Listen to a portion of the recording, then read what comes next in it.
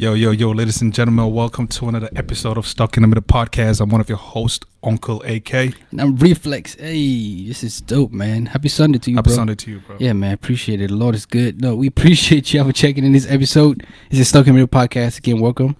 We are on social media on social media platforms, SITM Podcast. You know, we welcome emails, SITMpodcast237@gmail.com.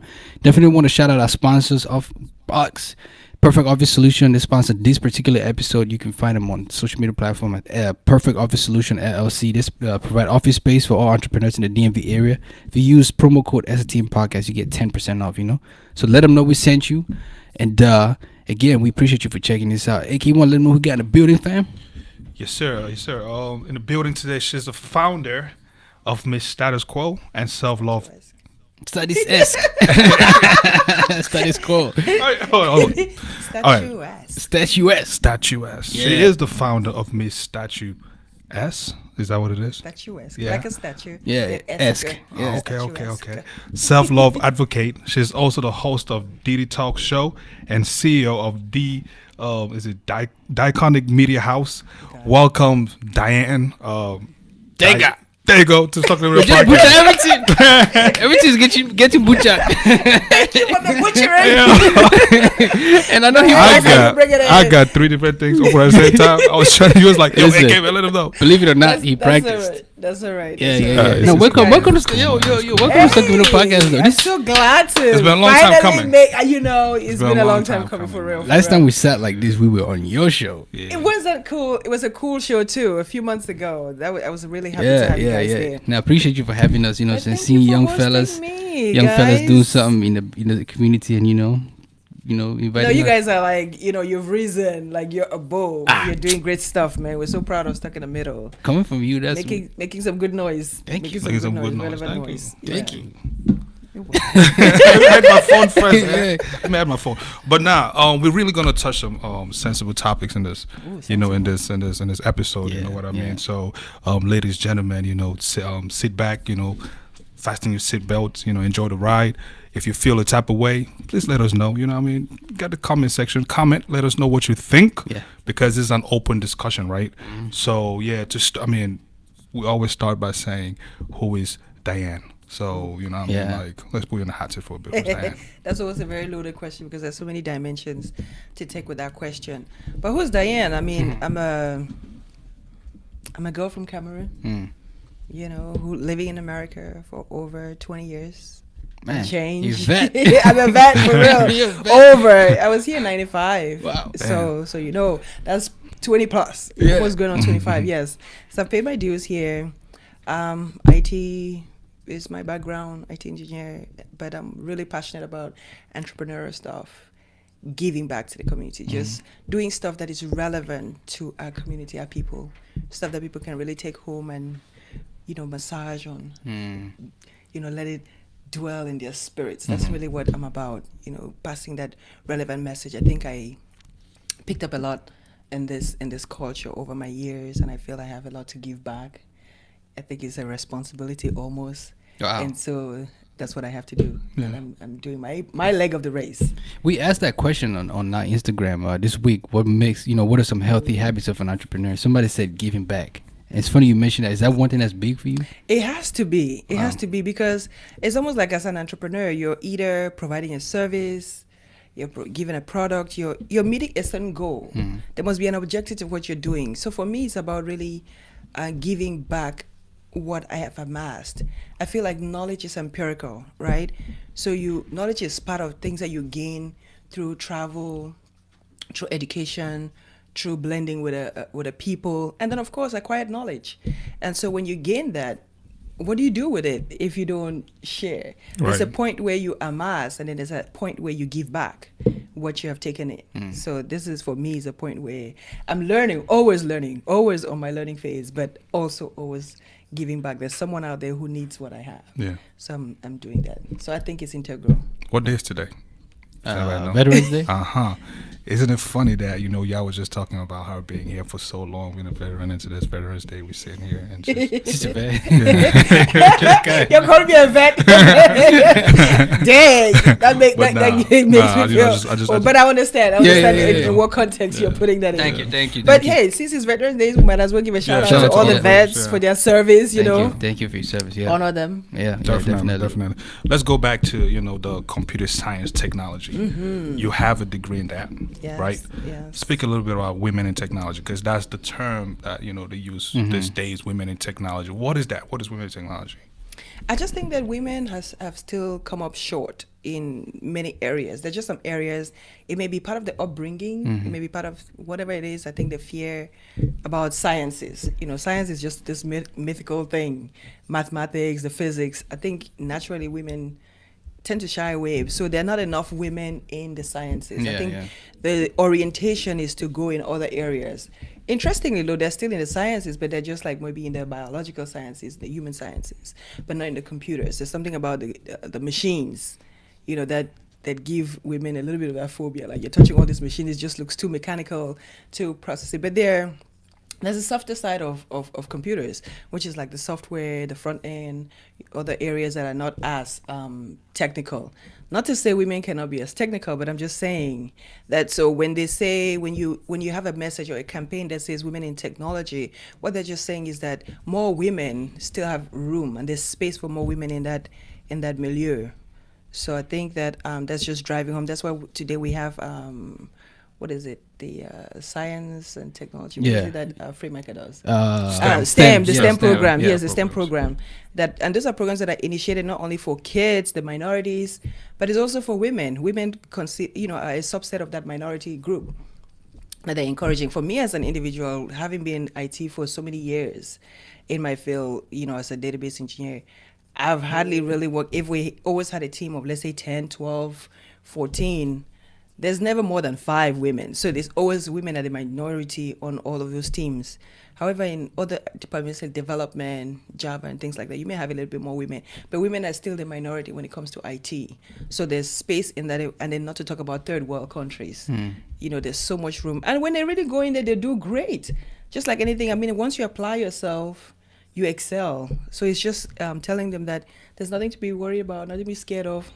On the flip side, though, there's also that notion, men, not letting women come into, the technology world. I think you look at movies like Hidden Figures, where the women were in the back room running papers and stuff. Yeah. Absolutely. But I think that now through diversity programs, HRs are driving a lot of those initiatives. It's almost like you kind of have to have these platforms. But if you're only having the male on a team who are driving these interviews, then you don't really have a lot of people, a lot of that influence. So the more people can get in, the better. Then you have more room at the table to make those decisions. Yeah. So most people know you as a host of the dDTalks show, but you're also the CEO of dDiconic Media House. What is it about, and how did you get started with that?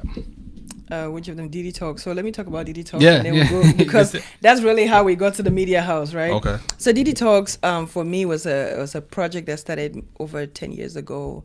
I created a blog called. Now you just an all-around vet, even in IT, you know what I'm saying? It's just now that IT is popping.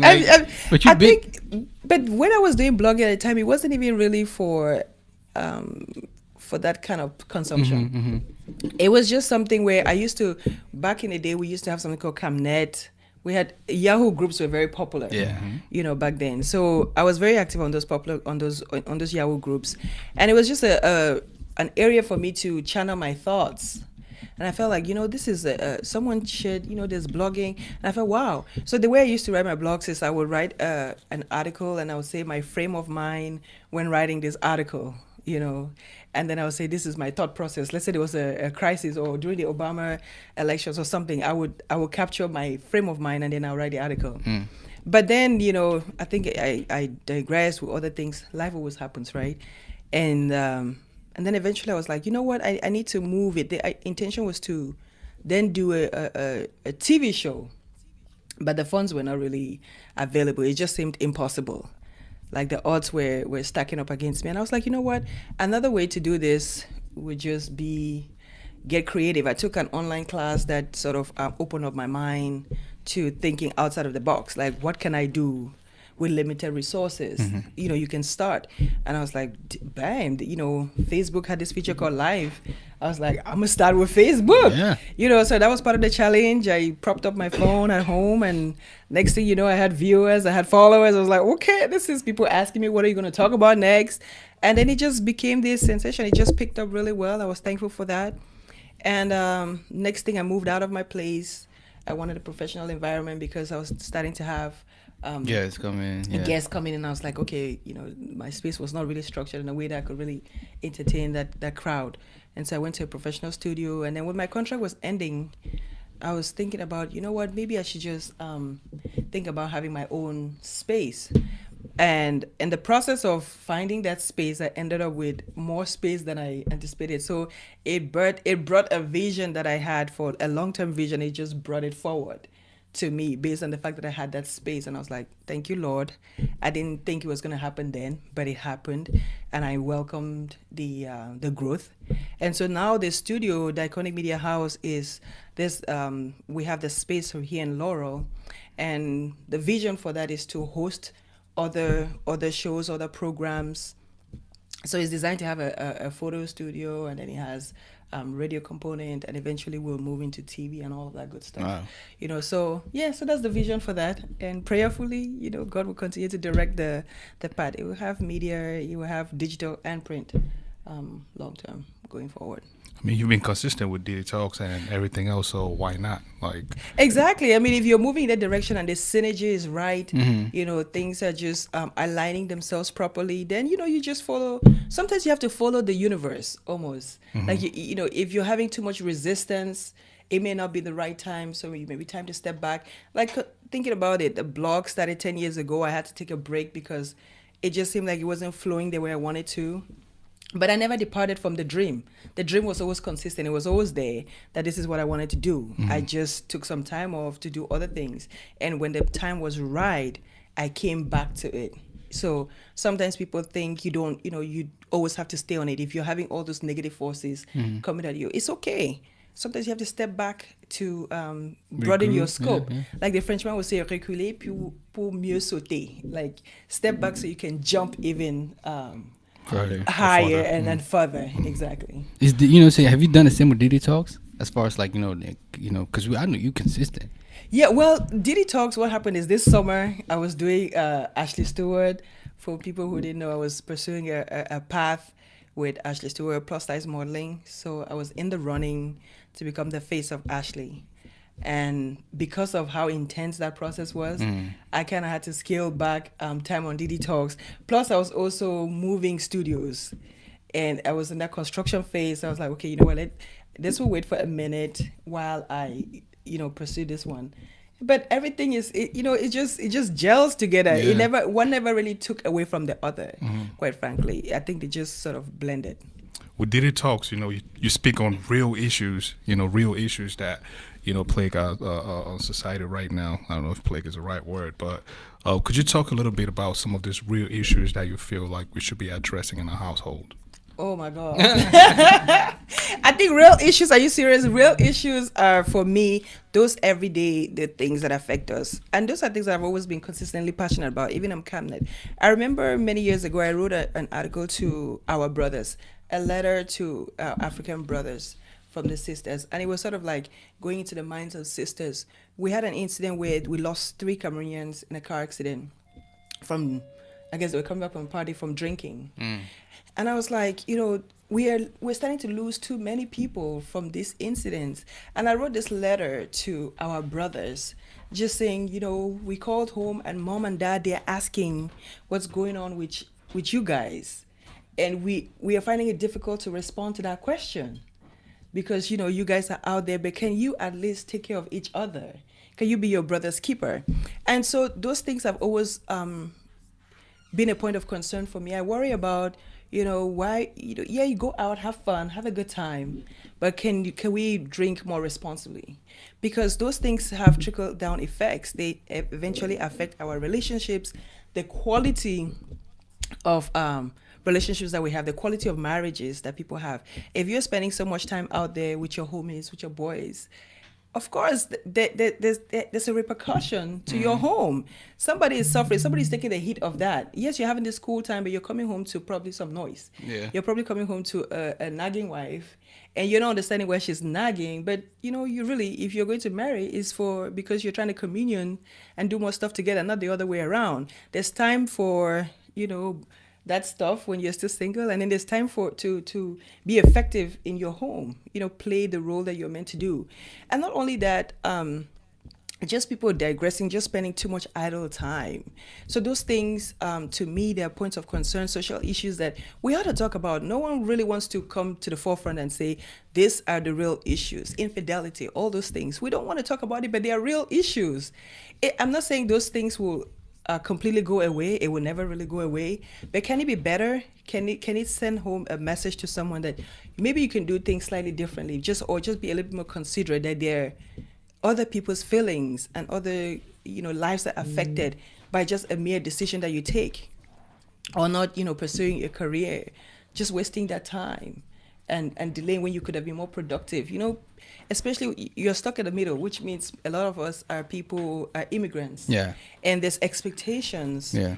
When your family invests in you, sends you out here, come get an education or come advance yourself, there's an expectation. And most of us have dependents. We have these extended families. Sometimes it's a burden, but it's just the reality of what we are all about. All these extended families, they're depending on you, not because they can't do better for themselves, but sometimes due to lack of resources. They don't have, so they're depending on you, like, okay, you have the advantage of being here. Can you give me a leg up? And so if you're coming here idling, not doing your own part, then there's so many lives that, you are not stepping up for, that you're not speaking up for. So those are just some of the things that I feel we ought to be talking about. I'm concerned about things that affect our young girls, their self-esteem. I'm worried about that. I'm worried about things like domestic violence. I'm worried about, like you say, education, down to health issues. I just talk about a broad range of things, but it's always something like, what is the message that is going home? There must be an underlying message we're giving out there. Yeah. So the kind of social issues that I'm really passionate about. Speaking about message, what kind of guests, you started off, just you and the camera, then you incorporated guests. What kind of guests did you, look to bring on to, add on to that message? For me, I think it's really about what's behind the guest. I think everybody at some point has a message, has a story to share. And I typically, when I get a guest, I'm not concerned, even if it's an artist or it's a writer, I want to know what is behind that pursuit, what is driving them into that purpose. They're writing a book. Why are they writing a book though? So I like to go behind the scenes and discover those things, that driving factor. And maybe it's because I'm also always trying to figure out what is it that really drives people to get this excited, like you guys. What drives you guys? That's what made that interview with us gel so well, because we were doing the same thing. Yeah, exactly. Yeah, so that's what it started for me, just wanting to go and know more, find out more, just that curiosity factor. I like people's biographies anyway, for whatever reasons. I think that I tend to sit and read the biographies of like really successful people, like, where they start out from. And a lot of times you find that there's this common thread about them, the differentiating factor of, the average and why they step out of the box. It's not that sometimes they have an extra advantage. It's just that they decide to put in a little bit more towards something that they feel like they identify, maybe that purpose or that path. Some of them really stumble on their path. It's not like they really went out in life knowing that this is exactly what I wanted to do. But they said, once they found that magic, that loophole, that said, I have an opening here, they stuck to it. They went hard at it and never really gave up. And so those things inspire me to say, when I have my own hurdles, I remember those stories. Suddenly it's like you have money in the bank. If you don't have the savings, then you have nothing to go back to. So those stories that I read are like in my deposit, in my savings account. So when I have that down moment, I can go back in memory and remember, there's somebody that I remember reading about who had this similar experience. And now I can cool from that and help me to move myself further, a leg up. Do you hear that computer science theory? See, you should start that shit. Just drop in knowledges here. ACT, SAT words. SAT words? Are you serious? I'm like, shoot, I need Google when I listen to this young man. But now, what makes content successful? Ooh, what makes content successful? I think it's the delivery. Because there's content everywhere. And it's how you piece them together. So that the message, it's almost like a good essay, right? You have a good intro, you have a good body, you have a good conclusion. So it's how you piece the information together so that it's they can receive it in a succinct way, right? So you make sure you say, what are we really talking about? You broaden the scope of their minds. It's almost like you take them to a place. You have to get into their minds and position them mentally and say, this is a scene where we are. It's like a good story. You tell them that this is a scene where this is a space where we are, and then you start building it for them.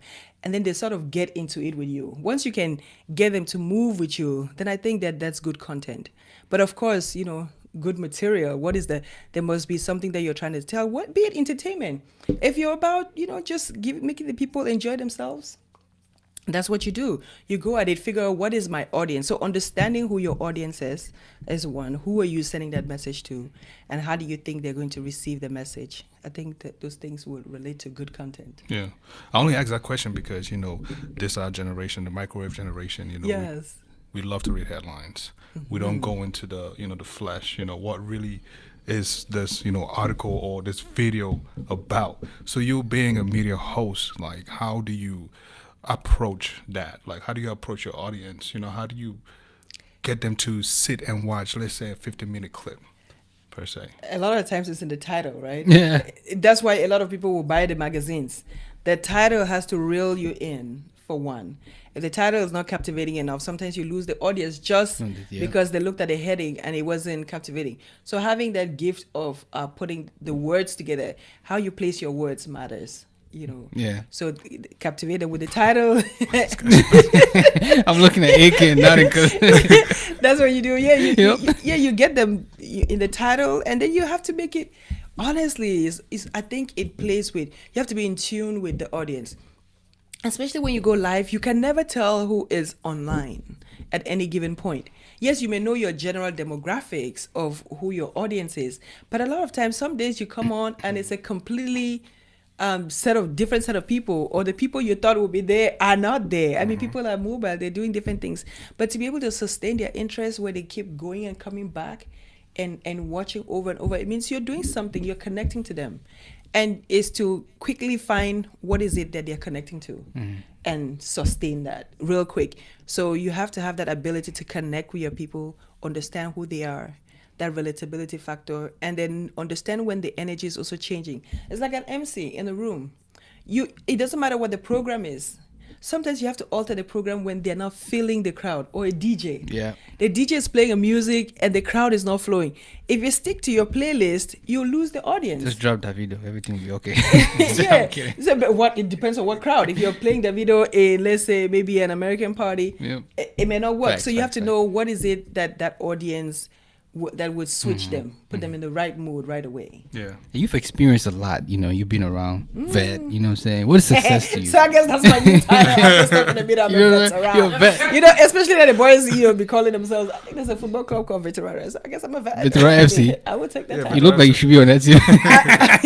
Why should your you chain look like you should be on it. Oh. I'm taking L's to them. Everybody's taking jabs at each other. But now, what is success to you? Like you've spoken to a lot of people. You've been around. What is success to you personally? How do you measure that? I think for me, success is fulfillment, personal fulfillment. You set a goal for yourself and say these are the things that you want to achieve. But if it does not give you that gratification, that sense of fulfillment, it's really not success, because it doesn't matter what the world tells you that they feel you're successful. People, the onlookers, see something and they determine for them that they establish that you're successful based on what they see. But as an individual, whatever you set for yourself, if you're not seeing yourself attaining those things, or you're not establishing that this thing is giving me gratification, the fulfillment that I want out of it, it doesn't matter what they say, you will never feel successful. So they could say all they want, but you come home and you feel like you're living a lie until you have that inner satisfaction. So for me, success is when I get to that point where I do something and I feel good about what I just did, and I'm like, okay, I think I'm moving the right direction.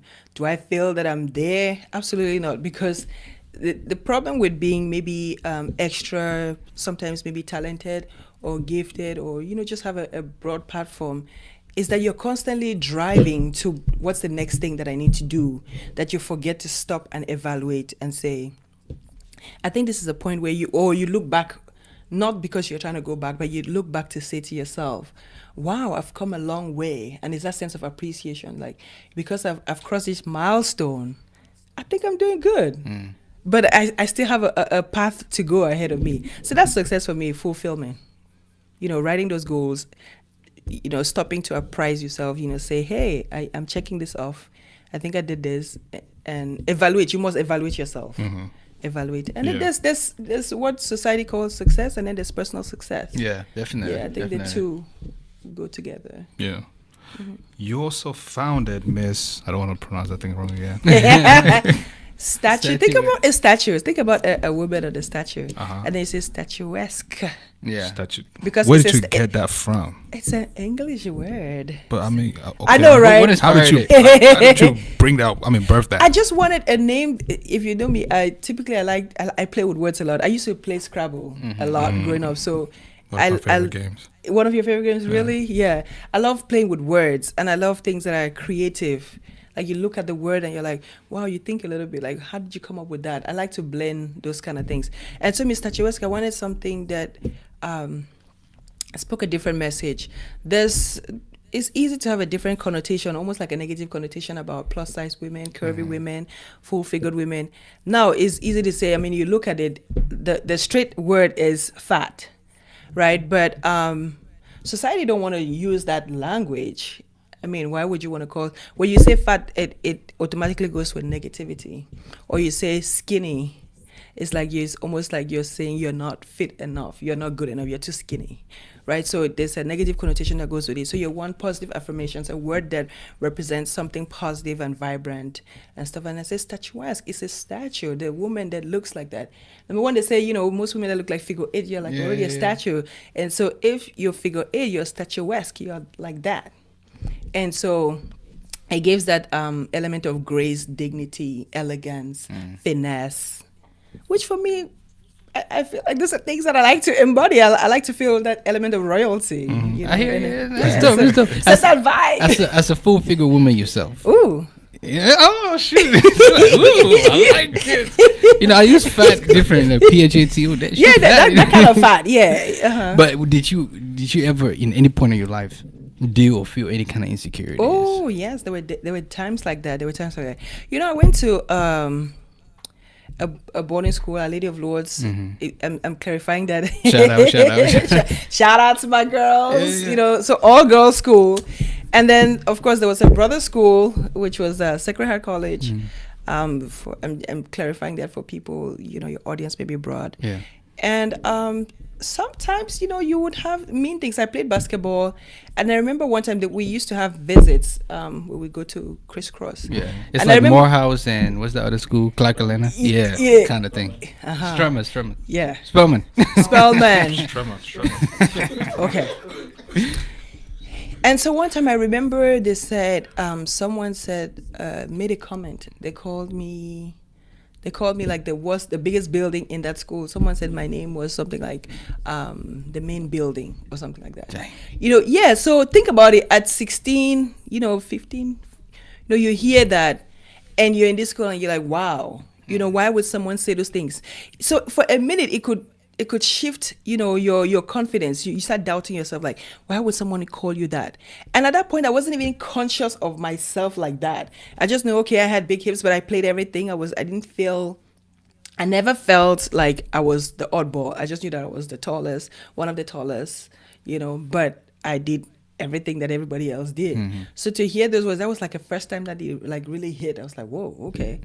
But, because I had probably positive reinforcement, it didn't really get in the way. But then later on in life, like in my early 20s, you would have guys who say some things. So they say, if you just, Diane, you be some fine girl, but if you just lose weight. And I'm like, what is this thing about, like if you would just, so it just seemed like you were good, but not great not, because you're wearing this. And so I went at it and I was like, you know, there's got to be a message. Somebody has to. I'm just lucky that I'm in a place where I can speak for myself. But what about the many other people who don't really probably already have that kind of confidence or self-esteem, that they don't let it, you know, that you don't allow it to sink in. You have to have a way of shaking it off. And part of shaking it off was making these bold statements, creating this environment where I say, I'm going to speak out about this, you know, and sharing my own story, my own experiences, but also just telling a woman that you won't believe it. When I started the platform, I would just call a woman and say, you know, I want to feature you today. And she'd be like, what? Really? Like, I mean, she'll be so shocked, like, what do you want to say about me? I'm like, no, there's a lot to say about you. And so you could see that was deep. To me, it tells a bigger message. Like, this woman has probably, even though she goes out there, dresses, and says I'm beautiful, but she really probably doesn't believe it. You know, so for somebody to say, I want to feature all of that stuff because I see all that greatness in you. And then they come back and read the article, the finished product, and they're like, wow, that's really me, and all that gratitude that comes out after that. I'm like, so it just tells me that more women want to hear that message. So yes, I've gone through periods where I felt insecure sometimes in relationships because the way the man will make you feel.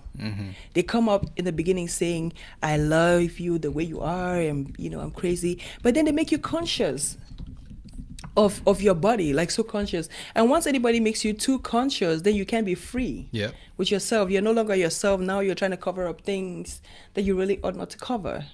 Because, I mean, it's who you are. If you either take me the way I am or you don't. I mean, you know what you're getting into from the get-go. Don't you? Biggie. Hey. Hey. Baby, tell me, do you want me? Bring some bring some spice, some flavor now. Hey. You know, curvy girl things. And so, you know, you mentioned earlier, I forget the name, the competition that you just went into. Yeah. How was that experience?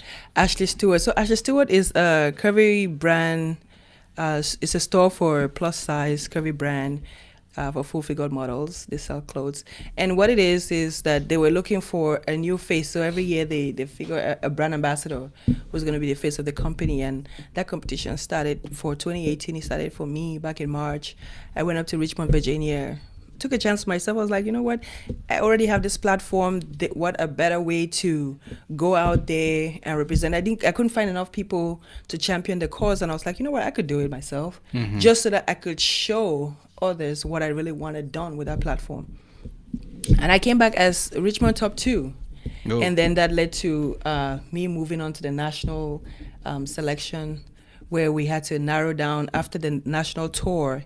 We were top 20 contestants, and then they had to do an online voting where I drove the community crazy with online voting.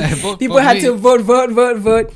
And then with the votes, after 17,000 applicants, 1 million online votes, I made top 8. Wow. And we went to New York for that competition. I wasn't the grand finalist, but the fact that I got to that platform, that exposure alone, that experience alone just told me that it is possible. And that's really the message that I bring back to say, you know what, just give yourself a chance. You know, for my age and my time in this country, I mean, these are things that, you know, people ought to do in their early 20s. But I was still, you know, I gave myself a shot. I was like, hey, you know, you just never know what's out there. Who's to put limitations? We tend to be in a society where people like to label you. People want to put you in a box. They want to make you feel like you're either not good enough or you belong here, you shouldn't. But once you go out there and do it, then they're like, wow, so you could. And it opens up their minds. And that's exactly what I hope to achieve.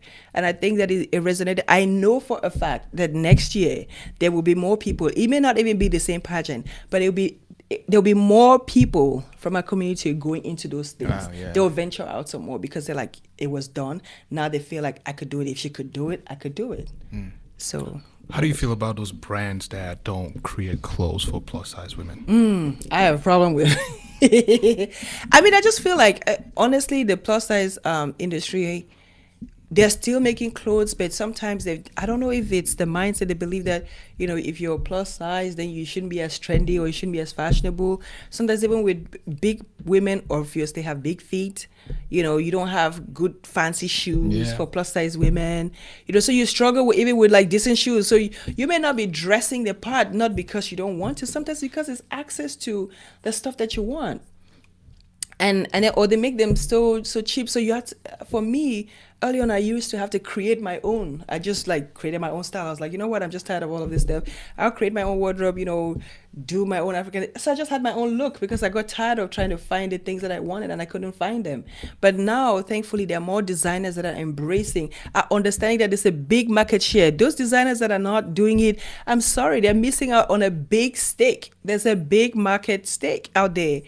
The average woman is not even on the skinny side. The average woman is size 10, 12, matter of fact, up to 14 in America. And 14 is already on the plus size. So if you have that is the average woman in America, why are you not serving that population? So, but then again, everybody has their choice, their preference, right? But I just feel like they should expand their market and just include, factor in plus size women. Yeah. I was actually watching this documentary on YouTube, I believe, if not Netflix. There was some part of Africa where these ladies, they would take their kids to the desert, right, and literally feed them their everyday milk and some other food, just because they want them to grow bigger, because that's actually what the men want. If you were skinny, you know what I mean? Like your bride price would be like this little.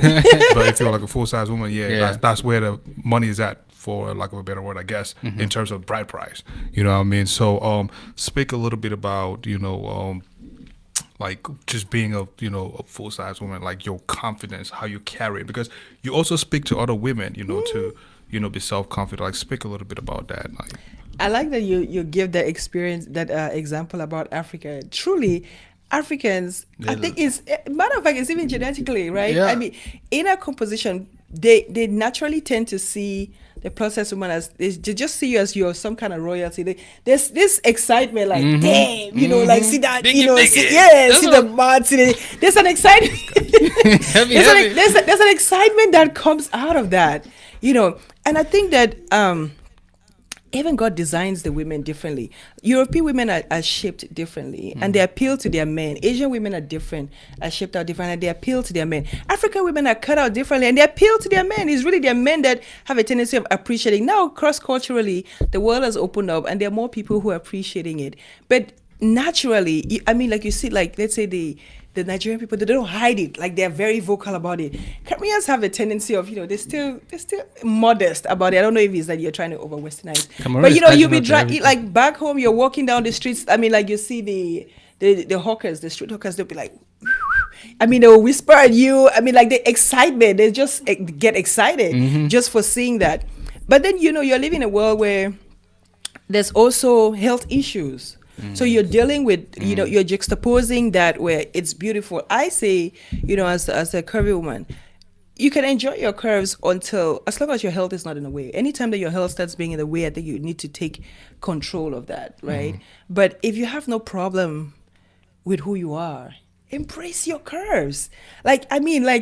Embrace it. That's really just who you are. Sometimes it's in the genes. Like, I can't help it. I'm cut out tall. I'm a 6 foot tall, curvaceous woman. And if you look at my pictures from childhood, I just wasn't really cut out that way. Now, can I be slimmer? Yes. But will I ever be a size 2? No. Is not. And I think there was one time where I was like really aggressive about weight loss. I actually lost a lot of weight. I was starting to wear like a 12 or 14. And there were times when I would look at myself and I wouldn't recognize myself. Like, I think I had gotten so used to me being on this other side that I just couldn't reconcile. I think I just got comfortable with me being a plus size, that I couldn't relate to this other new me. Not to say there was anything wrong, but I'm just saying, just love who you are. Women have a tendency of their bodies transform, especially if you're in childbearing ages. And just so many things. Sometimes just pure stress. you binge eat, and so different things could change your body. I mean, guys, your hairlines recede, the belly's bulge, and all of that. But I'm just I'm getting close to that level. you're not there yet. You're not there yet. So just enjoy it while you have it. Just enjoy it while you have it. But I'm just saying that yes, I do speak to women about loving and embracing your curves. That's something that I'm really passionate about. I just believe that when women are confident, it allows them to also make great decisions, in life. Not only are you better mothers, you're also better spouses, you're better leaders because you're confident about yourself. You can go in, you can negotiate your deals better. I mean, just so many different things that allows you when you're a confident person, just so many things that you can benefit from just by exercising that confidence, exuding confidence. Yeah. The Hold Your Head Up campaign. It's an extension for Miss Statuesque. There you go. You got it this Platform. time. Nah, he said it. You still don't have it. Give us a brief, background of what Hold Your Head Up campaign is all about. So, considering that the message that I preach a lot is about loving and embracing your curves, being in this competition recently, the Ashley Stewart journey for the Face of Ashley, I got to interact with so many other women. And the interesting part is that these were now women from different cultures, different backgrounds. And there was a time we were talking, and you could see that they had similar histories. They had all these stories, sometimes of pain, of insecurities at some point in their lives that led to, sometimes rape, or that led to sometimes abusive relationships or single motherhood. Just so many different things. Because, when you don't have good self-esteem, you tend to gravitate towards just anything that looks like some kind of attention, because they say they like me, so you're thinking you want to cleave onto it because you're thinking there's no one else that would tell you that they like you, so you hang on to these bad relationships. And I could hear the pain in some of the stories and in some of the voices that these women narrated, and I was like, wow. So my message, this is just evidence that my message has been true and consistent all along. And I said, so after that, I was moved to say, I want to launch a campaign that just tells women that just truly hold your head up, and sometimes just by your posture, that holds your head up, as simple as it sounds, and just even by your posture, the way you walk into a room. If you walk tall, you command attention. It was like, who just walked in? So just commanding that presence, right? Hold your head up just says, you may have gone through it all, but just hold your head up. Just stay strong. Believe in who you are, or believe in your journey. Don't digress. Don't derail, because life is coming at you. Just stay steady, and it's just a matter of time. Victory is on your side. So don't give up. It's How do really people get join the movement? Is it like It's really that simple. It's really that simple. You buy into the message, you believe into the message, and you tag yourself. You say, this is what I want to believe. You take the word, you become an ambassador for the message. Just keep spreading the love. Just send more message. I think we're going to eventually have some material that you can purchase, t-shirts, campaigns, just what everybody does that, says, I am part of this message. I believe in this campaign. I believe in this message. It resonates with me. And you carry it. I think even men need to do that. I like it. I was just about to ask you that. How can men tie into this? Yes, because men, you got to support the women. Oh, yeah, and facts. what they do. So I like that. But how can men really, tell us, how can we not, I don't want to use the word fat, but fat shame, how can That is we the not, I guess make our women feel less of a human being, like how I think it's just to, assert, let her believe, positive affirmations. Tell her what you actually see. Tell her what you believe. Oh, somebody read Five like, Love Languages. It's like kids. You tell your child that they are beautiful, even though maybe at that stage, they may not be like the prettiest or whatever. But you look at them. I'm just saying. But you have to. They've not come out. There's that phase where maybe your teenage years where there's puberty, there's transformations going on. You're feeling, okay, you're not secure in yourself, but you keep telling them that you see beyond what they're seeing, because you're standing in a position of strength over their lives. And you keep affirming to them that you're beautiful, you're strong, you're smart. Even a child comes home with a bad grade, you deal with the fact that they have a bad grade. But what is more important is that telling the child that I know you can ace this paper. You flunked it now, but I know it's because you didn't study, or it's because what do we need to do to get you to ace that paper? By telling that child that they can overcome that failure, it reassures, it makes them understand that, wow, okay, so I had this little failure, but it doesn't mean the world is over, that I can do better. And so then now they now want to work with you. They're now in partnership with you to do better. It's the same thing with women. If you tell a woman, you keep telling her, she's probably, maybe she's coming from a place of brokenness.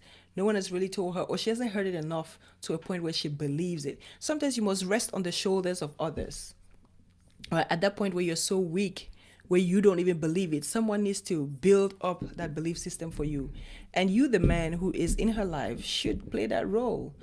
By just telling her that I believe in you, you're beautiful, just keep reminding her of those things. Then it comes a time where she just wakes up on knowing that I know that this man got my back. And anytime that a woman knows that man got her back, it allows her to be the better person that she can be. So it's a win-win. When you make her feel that confidence, she got your back, you got her, you got his back and everything, and then you become a stronger duo. Versus when you bring each other down, then you kill the energy. You kill what you have. So yes, go out there and tell your sister, tell your mom, just remind them. Sometimes you take for granted that your mom has been hearing it. But your mom may need it too. She may need to hear from her child, from her male child, that she is beautiful, that she's good. You may be assuming that dad is telling her. And she may not be hearing it as much as she wants to. So tell them, see her in a beautiful dress. Say, Mom, you just look so beautiful. You will be amazed the power of hearing that. And say it from a point where you mean it, not just because you're saying a casual thing. Just come and just tell them that, wow, I was just looking at you today. You just look beautiful. Like your eyes, there's just something. I like how you're telling me now. you got into the moment, right? You got into Just have that one-on-one, that honesty. Sometimes over coffee, just over breakfast. When her most natural self, and that's you appreciate her. Just you. You're a dad. You're a dad, or is it you who's a dad? I beg you. None of you. Not yet, too. Not yet.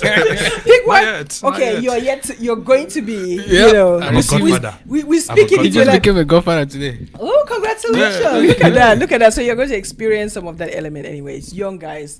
So there are women, looking forward to, spotting you guys. Let me ask you, where do you get your personal inspiration? Where do you draw inspiration from, Diane?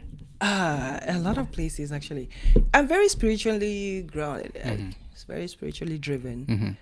So scriptures help me a lot. I read, listen. And then sometimes the people that are around me, they remind me my moments of weakness too. Because there were points where I had some challenges where sometimes I didn't believe in myself enough. But that's why I say you rest on the shoulders of others.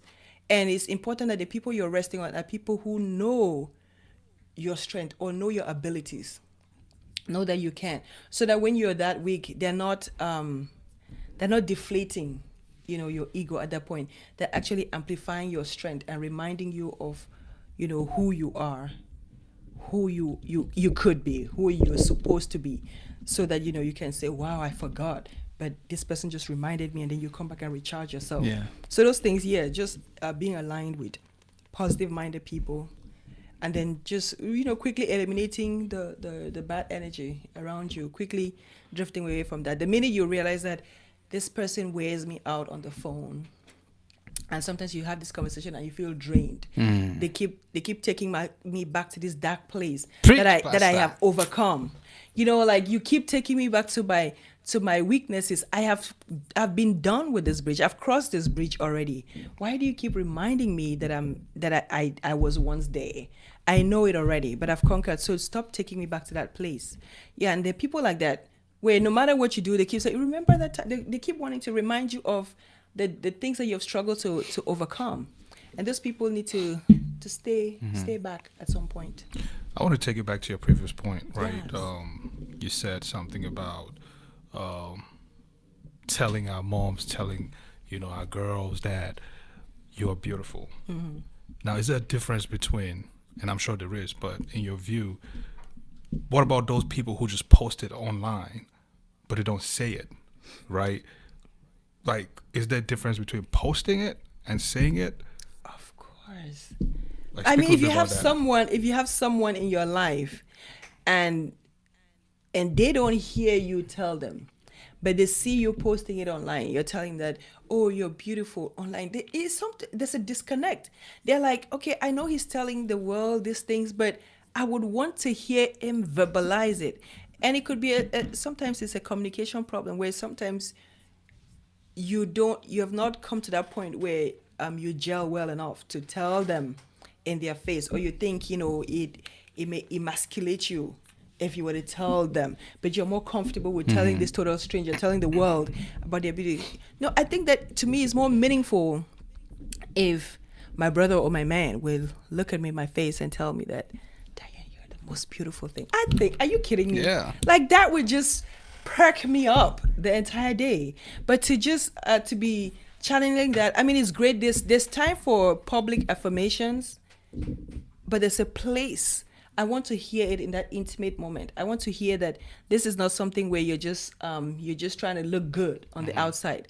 What are we doing on the inside? Do I feel secure Yeah. that you really mean these things? And when I feel that it's sincere because you've told me on a one-on-one, when I see you saying it out there, I actually believe it, versus the other way around. So yes, you must tell them face to face. Do you have a 9 to 5 regular? I do. How do you I balance everything that you got going So, on? I mean, the grace of God, I swear, the grace of God, because it's just a lot. Sometimes I really feel overwhelmed and drained. And, but I just remind myself again of my why. Why am I doing this? What is the end goal at the end of the day? So yes, I still keep my 9 to 5 job. And then in the evenings, I'm at the studio, working, trying to push things. On weekends, you're running around, trying to, network, negotiate, and do other things. Yeah. Yeah. I was gonna. So Until beauty. the business, becomes stands on its the own. 9 to- Exactly. Yeah. Then we'll replace it. Yeah. I thought we were there already. But walking. Again, We're getting there. what is your own goal? So you perceive one thing. I have a reality that I am living, that I'm facing, and you don't want to lie to yourself just because someone thinks it is. What is my reality? I'm the only one who knows my reality. Right. True. So I have to deal with it. I have to confront it. Yeah. Since we're still on the plus size or full size per se, Full figure. beauty is within too, It is. right? So it's like you could say, oh, she's a plus size or she's full size, but what about the inside? Ooh. You know what I mean? Speak a little bit about that. You could be any size you want to be. You could be what the world calls a perfect size. But really, if you don't have that inner beauty, all of that on the physical will last but so long. I think that your inner beauty is what even outshines the external beauty. Actually, is what makes the external beauty even more appealing. When you see someone who is intellectually brilliant, there's something about their brilliance that captivates you. There's something about someone who's graceful in their personality, who's humble, who's a peacemaker, who's truthful. Those things, those attributes, it's like there comes a point where you don't even see the external anymore. You just see what they represent. You see their values and you're like, wow, I love these things. I love the attributes that this person brings. And because of that, their beauty just glows. It's those values that you see. So yes, I think beauty is, while it is physical because that's what we see on the outside, but with time, the internal the internal values, right? The values on the inside do matter. Yeah. What message do you have for all the women who are currently, being fat shamed, or the full size women who feel very insecure, and you would want them to, break out of that? What message do you have for them? My message to women is that if you don't have that voice, that person that can tell you, and a lot of times even if you do, you will still have to dig deep within yourself to figure out, where do I begin to say I'm okay with me, finding a point of acceptance and understanding that this is it. It's a one-way streak. There's nothing like you're going back to come back into another body type or into another body form. But if you're so uncomfortable with what you have at hands? Are there things that you can do to improve? There are some things that you could do to improve yourself, your image. And I'm not talking about surgical procedures. Of course, some people have had to do that to really help themselves. Now, you have bypass surgery. You have medical sciences has helped in a way. And sometimes it's because you're morbidly obese. Now you can take advantage of that to help yourself. But you have to consult with doctors and go through that. But whatever it is that you need to do, go ahead and do it, because it's really one life. Find a way to just be happy and find a place of contentment. And to find that place of contentment, you have to spend time with yourself. You have to have a relationship with yourself where you actually go and confront you, speak to yourself in the mirror and say, okay, this is it. I don't like my belly. I don't like my legs. I don't like, every woman, whether they're skinny or they say they don't like this meat, they don't like this finger, they don't like this tie, they don't like this eyebrow. We always have something that we don't like about ourselves. But you have to say to yourself, this is it. This is what my genes were. This is how God designed me, and start believing. And sometimes faith is also a good thing, because faith reminds you that you're designed on purpose, that you're uniquely made for a purpose. And sometimes those very things that you don't like about yourself is really sometimes what will work to your advantage. Look at somebody like, what's her name? The lady who acted Precious. Monique? No, Monique. No, not. Oh, Monique. the actual girl. Yeah, the actual girl. Gabby. Okay, so Gabby made it work for her. That's how she got her deals. So the very things that people maybe she was shamed for is the same thing that made her who she is today. Has a name and everything. And if you look at the most influential plus size models who are full figured, a lot of the things that they've used what society would have blamed them on to turn it around to work for their good. So turn it around. There's a place where you can pivot it to work for your good. Like for me, those people who said mean building, hello. I made it to New York. I was on a big platform, right? Yeah. For that same body that they thought was not appealing. Suddenly, we are in. It's selling. Plus is in, y'all. Check the plus size curvy women.